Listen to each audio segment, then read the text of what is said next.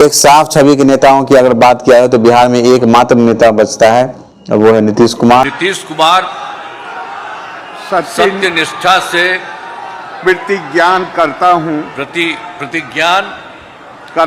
हूँ कि मैं विधि द्वारा स्थापित भारत के संविधान के प्रति सच्ची श्रद्धा और निष्ठा रखूंगा। असेंबली में नीतीश कुमार ने चैलेंज किया था कि सेकुलरिज्म के मामले में पूरे देश में कोई ऐसा नेता नहीं है जो हमको सेकुलरिज्म सिखा सके, सेकुलरिज्म का पाठ सिखा सके। सेकुलरिज्म की बात कर रहे हैं। भागलपुर में दंगा हुआ था, फाइनल रिपोर्ट सबमिट हो गई थी, हम लोगों की सरकार बनी, दोबारा हमने जांच कराया और कितने केसेस को ओपन किया, कंपनसेशन की राशि बढ़वाई, कितने लोगों के जमीन पर कब्जा हुआ था, उन सब चीजों को रास्ता निकालने का प्रयास किया। हमने इस बिहार में परित्यक्ता जो महिलाएं हैं उनके लिए स्कीम बनाई। अल्पसंख्यक समुदाय के जो छात्र छात्राएं मैट्रिक फर्स्ट डिवीजन से पास करेंगी उनके लिए 10,000 रुपए के स्कीम की घोषणा की। और यही नहीं, कब्रिस्तान के घेराबंदी की योजना बनाई, अल्पसंख्यक कल्याण के लिए काम किया।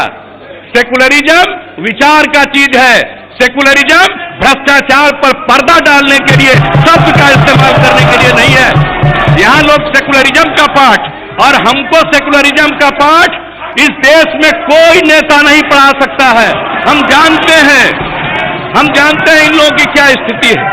ये सेकुलरिज्म का इस्तेमाल करते हैं अपने पाप और अपने जो काम है उनको छिपाने के लिए, उसको बचाने के लिए। और हम विचार से सेकुलरिज्म के समर्थक हैं और विचार से हम राजनीति में पारदर्शिता के समर्थक हैं। और किसी भी तरह से अगर धन संपत्ति अर्जित करने के लिए कोई राजनीति करेगा, हम उसका साथ नहीं दे सकते हैं, यह हमारा संकल्प है। नीतीश कुमार वही नेता है जिसने तेजस्वी यादव को भरी असेंबली में बोला था कि बेटा जो ये सत्ता जो होता है वो भोग के लिए नहीं होता है, राजभोग के लिए नहीं मिलता है, मेवा के लिए नहीं मिलता है। और जब स्थिति आ गई, मेरे लिए डिफेंड करना संभव नहीं था। नीतीश कुमार एक ऐसा नेता जो बिहार के लिए वरदान बन के आया। इनका जन्म 1 मार्च 1951 को बख्तियारपुर पटना में हुआ। इनका पढ़ाई लिखाई गणेश हाई स्कूल बख्तियारपुर में हुआ। उसके बाद साइंस कॉलेज पटना में पढ़ाई किए अपना। उसके बाद इलेक्ट्रिकल इंजीनियरिंग NIT पटना से किए। इंजीनियर साहब हैं, सब जानते ही आप लोग। बिहार स्टेट इलेक्ट्रिसिटी बोर्ड में ये जॉब भी कर चुके हैं, आपकी इंफॉर्मेशन के लिए मैं बता दूं। उसके बाद जॉब छोड़े, पॉलिटिक्स के लिए जॉब छोड़े। उसके बाद पॉलिटिक्स में आए। जय प्रकाश नारायण मूवमेंट जो हुआ, टोटल रिवॉल्यूशन करके 1970 में, उससे वो राजनीति में आए थे नीतीश कुमार। और वो पॉलिटिक्स में ये बहुत ही गहरा प्रभाव उनके ऊपर डाला था ये। उसके बाद इमरजेंसी के समय 1975 से 77 तक JP मूवमेंट में जितने भी नेता थे उनके साथ इन्होंने मिलजुल के जो है बहुत ही पॉलिटिकली एक्टिव थे उस JP मूवमेंट में, इमरजेंसी के टाइम में। उसके बाद 1985 में पहली बार विधायक चुने गए बिहार से। और उसके बाद युवा लोकदल में प्रेसिडेंट भी बनाए गए 1987-88 में। उसके बाद 1989 में लोकसभा में पहली बार सिलेक्ट हुए, चुने गए। उसके बाद इनका जो है नेशनल पॉलिटिक्स में इनका जो है कद उसके बाद बढ़ना स्टार्ट हुआ।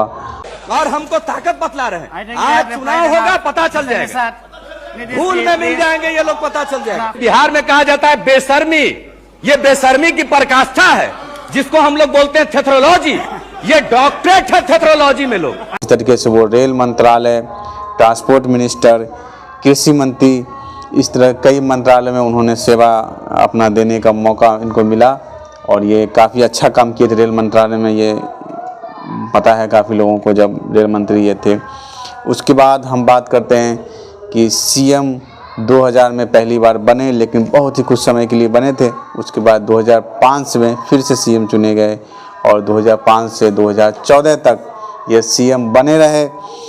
उसके बाद 2015 में फिर से आए, कुछ टाइम के लिए बीच में कोई और आ गया था। उसके बाद आज देखा जाए तो 10वीं बार नीतीश कुमार जी फिर से मुख्यमंत्री पद की शपथ ले लिए हैं बिहार में।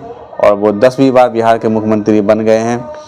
एक ऐसा नेता जिसने बिहार में आके लॉ एंड ऑर्डर को इम्प्रूवमेंट किया, उसके बाद इंफ्रास्ट्रक्चर पे काम किया, चाहे वो स्कूल की शिक्षा की बात हो, उसके बाद रोड का मामला हो, महिला सशक्तिकरण के लिए जो नीतीश कुमार किया है उसका तो कोई जोड़ा ही नहीं है पूरे इंडिया में। आप जिस तरह से देख रहे हैं, जीविका जो निकाला गया, उसके बाद अल्पसंख्यक कल्याण के लिए इन्होंने काम किया, इनको बदनाम भी किया गया। अभी खासकर बदनाम किया जाता है कि नीतीश कुमार जो है बीजेपी के साथ मिलके सेकुलर नहीं रहा, लेकिन सेकुलरिज्म के लिए सबसे बेहतरीन नेता नीतीश कुमार है, ये बताते हैं।